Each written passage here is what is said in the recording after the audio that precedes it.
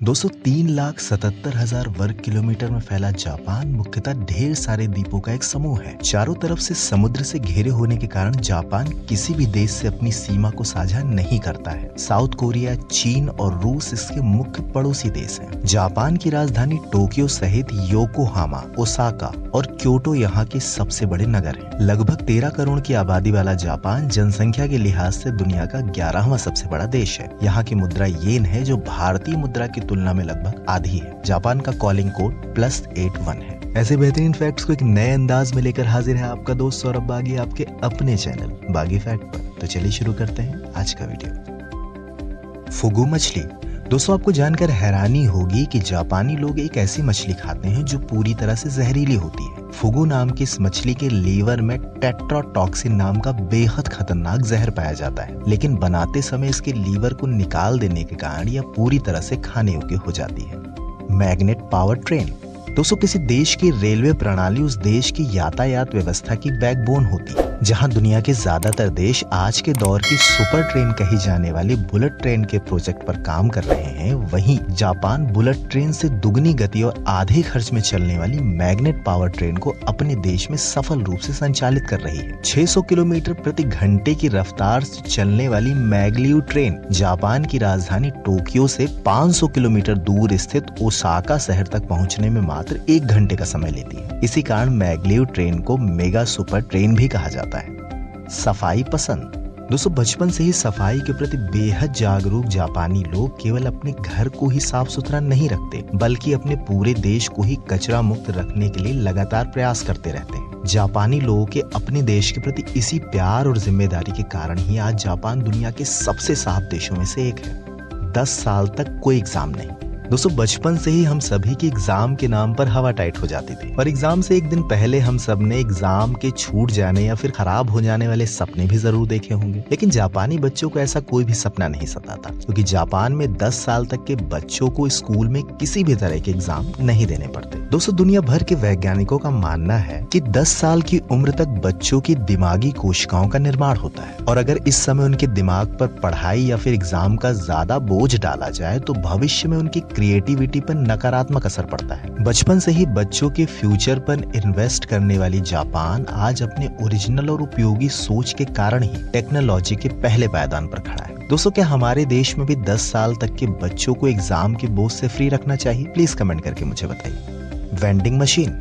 दोस्तों अगर जापान को मशीनों का देश कहा जाए तो कोई गलत बात नहीं होगी। ऐसे ही जापान में लगी लगभग 6 मिलियन वेंडिंग मशीनों से लोगों को अपनी सुविधा और जरूरत के सामान 24/7 मिल जाते हैं। जापान के कोने कोने में लगी इन वेंडिंग मशीनों से आप रोजमर्रा के सामानों के साथ साथ कपड़े, जूते, अटैची, मोबाइल जैसी चीजें भी आसानी से खरीद सकते हैं, जो अपने आप में एक बेहद नया प्रयोग है। रात 12 बजे के बाद पार्टी करने पर जेल।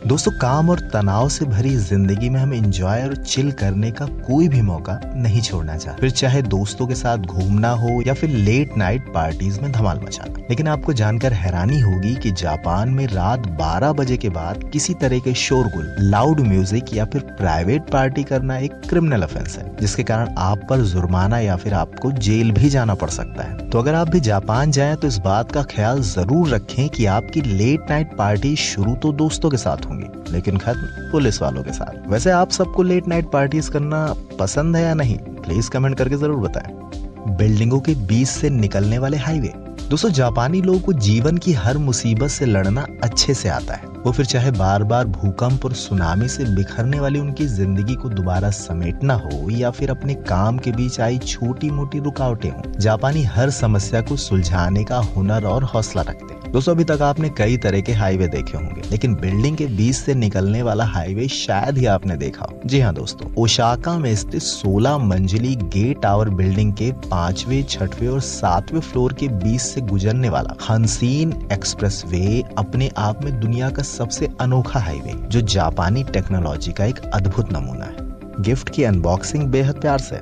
दोस्तों अपने गिफ्ट को देखने की जल्दबाजी में हम अक्सर गिफ्ट के रैपर के साथ ज्यादती कर जाते हैं। इससे हमारा गिफ्ट तो हमें सही सलामत मिल जाता है, लेकिन उसके रैपर का सत्यानाश हो जाता है। लेकिन आपको जानकर हैरानी होगी कि जापानी लोग गिफ्ट के रैपर को बेहद प्यार से खोलते हैं। उनका मानना है कि देने वाले ने जिस प्यार से आपको गिफ्ट दिया है, आपको उसी प्यार से उसे खोलना भी चाहिए। अब जापानी लोगों की इस बात का हम पर कितना असर पड़ा, ये तो अगले गिफ्ट को खोलते समय ही पता चलेगा। वैसे क्या आप लोग भी गिफ्ट के रैपर के साथ ज्यादती करते हैं? प्लीज कमेंट करके मुझे बताएं। दुनिया का सबसे छोटा राष्ट्रगान। दोस्तों, अपने राष्ट्रगान को सुनकर किसी भी इंसान की छाती गर्व से चौड़ी हो जाती है, और हो भी क्यों ना। ये राष्ट्रगान ही तो है जो पूरे देश के जज्बातों को एक सुर में बांध के रखता है। दोस्तों, जहां ग्रीस का राष्ट्रगान दुनिया का सबसे बड़ा राष्ट्रगान है, वहीं जापान का मात्र 32 अक्षरों वाला राष्ट्रगान किमिगाओ दुनिया का सबसे छोटा राष्ट्रगान है। वैसे राष्ट्रगान का बड़ा या छोटा होना कोई मायने नहीं रखता, मायने रखता है तो सिर्फ हमारा अपने राष्ट्र के प्रति प्यार और सम्मान।